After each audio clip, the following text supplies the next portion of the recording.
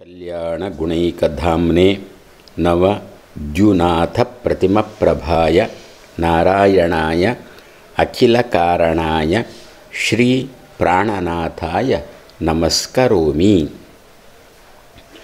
अनाकुलं ಗೋಕುಲಂ ಉಲ್ಲಲಾಸ.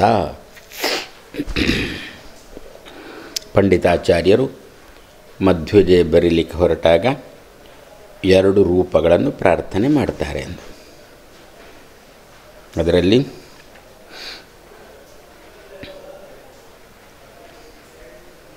ಕೃಷ್ಣ ರೂಪದಿಂದ ಯಾದವ ಕೃಷ್ಣ ರೂಪ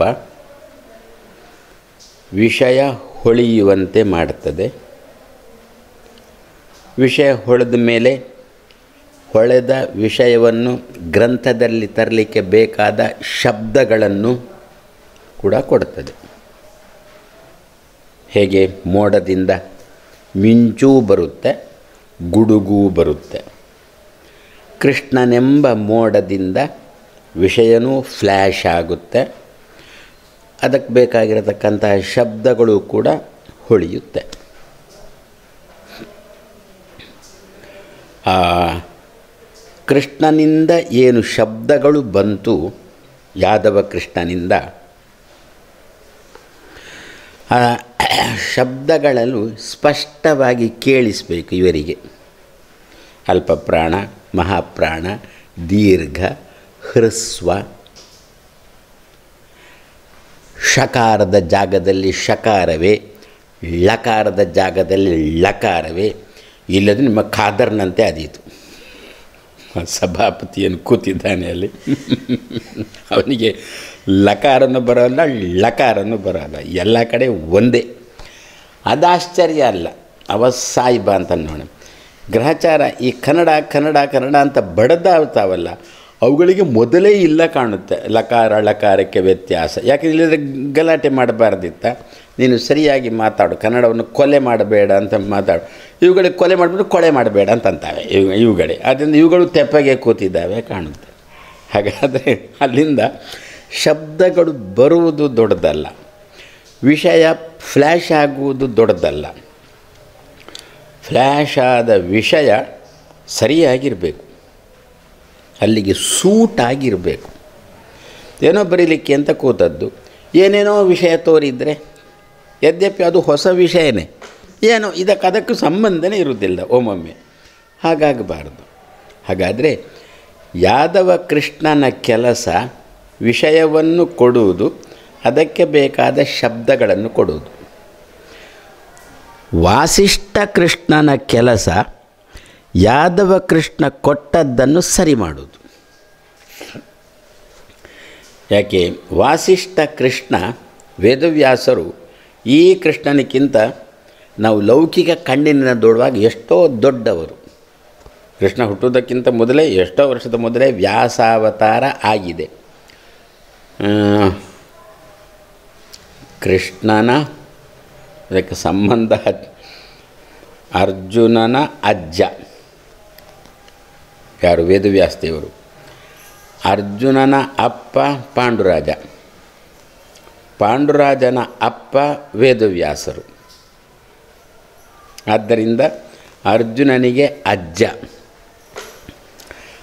ಅರ್ಜುನ ಕೃಷ್ಣನಿಗೆ ಭಾವ. ಹಾಗಾದರೆ ಭಾವನ ಅಜ್ಜ ಕೃಷ್ಣನಿಗೂ ಅಜ್ಜನೇ. ಆದ್ದರಿಂದ ಮೊಮ್ಮಗನಾದ ಕೃಷ್ಣ ಏನೋ ಕೊಡ್ತಾ ಬರ್ತಾನೆ, ಅದನ್ನು ಸರಿ ಮಾಡುವ ಕೆಲಸ ಅಜ್ಜನಿಗೆ ಸೇರಿದ್ದು. ಆದ್ದರಿಂದ ಏನು ಕೃಷ್ಣ ವಿಷಯ ಹೊಳೆಯುವಂತೆ ಮಾಡಿದ ಪಂಡಿತಾಚಾರ್ಯರಿಗೆ, ಆ ವಿಷಯಕ್ಕೆ ಒಂದು ಶೇಪ್ ಕೊಡುವ ಕೆಲಸ ವ್ಯಾಸರದ್ದು. ಇದು ಭೋಜರಾಜನ ಆಸ್ಥಾನ. ಕಾಳಿದಾಸ ಕವಿ, ಕಾಳಿದಾಸನ ಅಪ್ಪ ಒಬ್ಬ, ಅವ ಸಾಮಾನ್ಯದವ.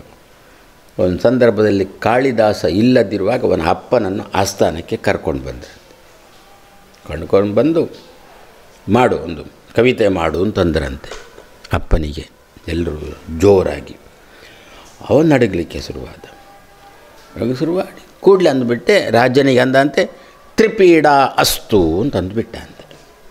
3 ಪೀಡೆಗಳು ನಿನಗೆ ಇರಲಿ ಅಂತ ಅಂದುಬಿಟ್ಟ ಅಂತೆ ಕಾಳಿದಾಸನ ಅಪ್ಪ. ಯಾರಿಗೆ? ಭೋಜರಾಜನಿಗೆ. ರಾಜನಿಗೆ ಸಿಟ್ಟು ಬಂತು, ಕತ್ತಿ ಎತ್ತಿದ್ದಾನೆ. ಅಷ್ಟೊತ್ತಿಗೆ ಹೊರಗೆ ಹೋಗಿರತಕ್ಕಂತಹ ಕಾಳಿದಾಸ ಮನೆಗೆ ಬಂದ. ಮನೆಗೆ ಬಂದು ನೋಡ್ತಾನೆ, ಅಪ್ಪ ಇಲ್ಲ. ಓ, ಏನೇದು ಉತ್ತಪ್ಪಾಗಿದೆ ಅಂತಂದ ಆಸ್ಥಾನಕ್ಕೆ ಬಂದ. ಆಸ್ಥಾನಕ್ಕೆ ಬಂದಾಗ ಏನು ಇವನನ್ನು ಕಡಿಬೇಕು ಅಂತ ತಯಾರಾಗಿದ್ದಾರೆ. ಕಾಳಿದಾಸ ಬಂದು ಏನು ಎಂಥದ್ದು ಇಲ್ಲ, ಇವನ ಹತ್ರ ಒಂದು ಏನೋ ಶ್ಲೋಕ ಮಾಡು ಅಂತ ಹೇಳಿದ್ದಕ್ಕೆ ಇವ ನನಗೆ ತ್ರಿಪೀಡ ಅಸ್ತು ಅಂತಂದ. ಮೊದಲೇ ಪೀಡೆ ನನಗೆ ಜಾಸ್ತಿ ಆಗಿದೆ, ಸಾಲದಕ್ಕೆ ತ್ರಿಪೀಡ ಅಸ್ತು ಅಂತಂದ. ಸಿಟ್ಟು ಬಂತು ಕಡಿಮೆ. ಸಾವಧಾನ ಅಂತಂದ. ಏನು ತ್ರಿಪೀಡ ಅಸ್ತು ಅಂದರೆ ಏನರ್ಥ? ಸ್ವಲ್ಪ ಆಲೋಚನೆ ಮಾಡು ರಾಜ. ನೀನು ನಿನ್ನ ವೈಯಕ್ತಿಕ ಕೆಲಸಕ್ಕೆ ಮನೆಯೊಳಗೆ ಹೋದಾಗ ನಿನ್ನ ಸುತ್ತಮುತ್ತ ಮಕ್ಕಳು ಮೊಮ್ಮಕ್ಕಳು ಸೇರಿಕೊಂಡು ಅಪ್ಪ ಅಜ್ಜ ಅದು ಕೊಡು ಇದು ಕೊಡು ಅದು ಕೊಡು ಇದು ಕೊಡು ಎನ್ನುವ ಪೀಡೆ ಇರಲಿ. ರಾತ್ರಿ ಕೆಲಸ ಎಲ್ಲ ಮುಗಿಸಿ ನೀನು ಮಲಗಲಿಕ್ಕೆ ಬರುವಾಗ ನಿನ್ನ ಹೆಂಡತಿಯ ಪೀಡೆ ಇರಲಿ. ಬನ್ನಿ ಮಲಗೋಣ ಬನ್ನಿ ಮಲಗೋಣ ಅಂಥೇಳಿ ಅವಳ ಪೀಡೆ ಇರಲಿ. ಮರುದಿವಸ ನೀನೆಲ್ಲ ಮುಗಿಸಿಕೊಂಡು ಆಸ್ಥಾನದಲ್ಲಿ ಸಿಂಹಾಸನದಲ್ಲಿ ಕೂತಾಗ ಪ್ರಜೆಗಳು ಬಂದು ಅಯ್ಯ ದಾನ ಮಾಡಿ ದಾನ ಮಾಡಿ ದಾನ ಮಾಡಿ ಅಂತ ಈ ಪೀಡೆ ಇರಲಿ. ಖುಷಿ ಆಯಿತು ರಾಜ. ಇದು 3 ಕೂಡ ರಾಜನಿಗೆ ಬೇಕಾದದ್ದು. ಪತ್ನಿಯ ಸಾಂಗತ್ಯ ಬೇಕು, ಮಕ್ಕಳು ಮೊಮ್ಮಕ್ಕಳು ಮನೆ ತುಂಬ ಇರಬೇಕು, ಪ್ರಜೆಗಳು ಏನು ಕೇಳುವುದಿದ್ರು ಕೂಡ ನನ್ನಲ್ಲೇ ಕೇಳಬೇಕು.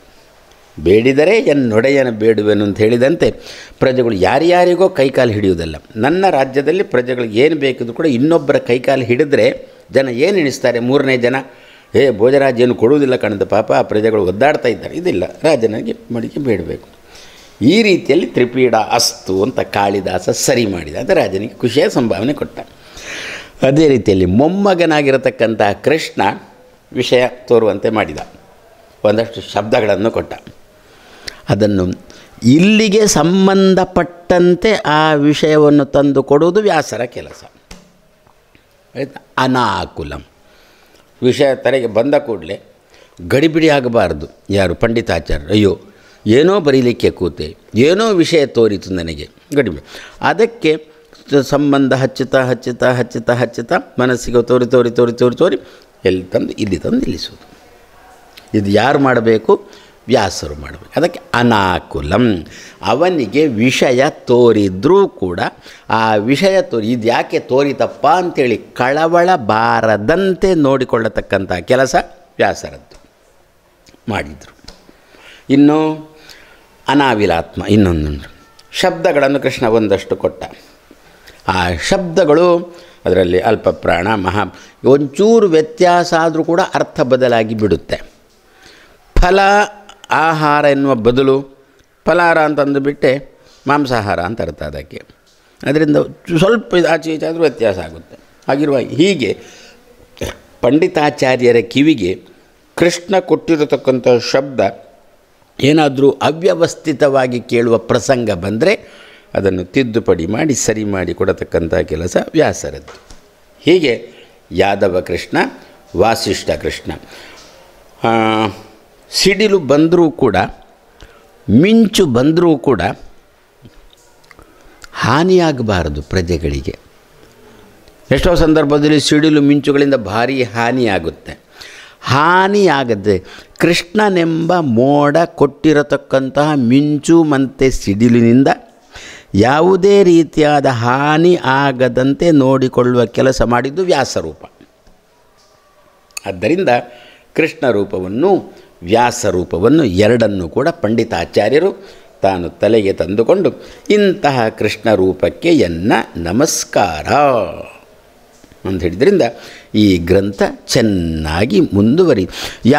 ಯಾರೂ ಕೂಡ ಹೇಳುವಂತಿಲ್ಲ ಏನಂತ ಆ ಶಬ್ದ ಬೇಡಾಗಿತ್ತು, ಈ ಶ್ಲೋಕದಲ್ಲಿ ಆ ಶಬ್ದ ಬೇಡಾಗಿತ್ತು, ಅದನ್ನು ತೆಗೆದು ಈ ಶಬ್ದ ಹಾಕ್ಬೋದಿತ್ತು, ಇದು ಸ್ವಲ್ಪ ಜಾಸ್ತಿ ಆಯಿತು ಅಂತ ಹೇಳುವ ಪ್ರಸಂಗ ಇಲ್ಲ.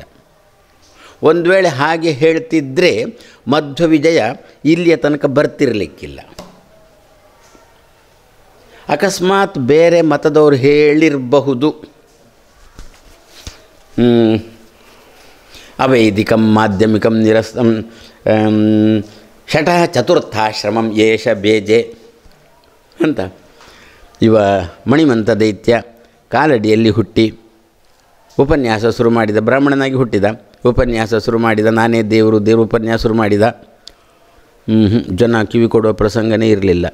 ಕೊನೆಗೆ ಆಲೋಚನೆ ಮಾಡಿದ, ಜನೋ ನಮ್ಮೆನ್ನ ಅಪರತೇತಿ ಮತ್ವ, ನನ್ನ ಮಾತು ಕೇಳಬೇಕಾದರೆ ಜನಕ್ಕೆ ನಾನು ಸನ್ಯಾಸಿಯಾಗಿ ಹೇಳಿದರೆ ಮಾತ್ರ ನನ್ನ ಮಾತು ಕೇಳ್ತಾರೆ ಅಂತಂತ ಸನ್ಯಾಸಿ ಆದ ಅಂತ ಪಂಡಿತಾಚಾರ್ಯರು ಬರೀತಾರೆ. ಇಲ್ಲಿ ಯಾವಾಗಲೂ ಕೂಡ ಅಷ್ಟೇ, ಒಂದು ಮಾತನ್ನು 1000 ಸಲ ಹೇಳು, ಸಹಸ್ರಂ ವದ ಏಕಂ ಮಾಲಿಕ.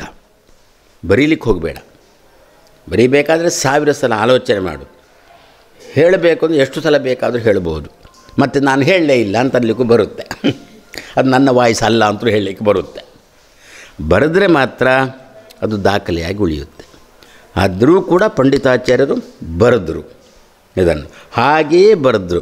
ಇವನ ಉಪನ್ಯಾಸವನ್ನು ಜನ ಕೇಳುವುದಿಲ್ಲ ಅಂಥೇಳಿಯೇ ಇವ ಸನ್ಯಾಸಿ ಆದದ್ದು. ಅದು ಏನಾಯಿತು ಅಂತಂದುಬಿಟ್ರೆ, ಆನೆ ಸರೋವರಕ್ಕೆ, ತಿಳಿಯಾದ ಸರೋವರಕ್ಕೆ ನುಗ್ಗಿದಂತೆ ಆಯಿತು ಅಂತ ಅಂದುಬಿಟ್ರು. ಸನ್ಯಾಸಾಶ್ರಮ ಅನ್ನತಕ್ಕಂಥ ಧರ್ಮಕ್ಕೆ ಇವ ಶಂಕರ ನುಗ್ಗಿದ, ತಾನು ನುಗ್ಗಿ ಹಾಳು ಮಾಡಿಬಿಟ್ಟ ಅಂತಲೇ ಬರೀತಾರೆ.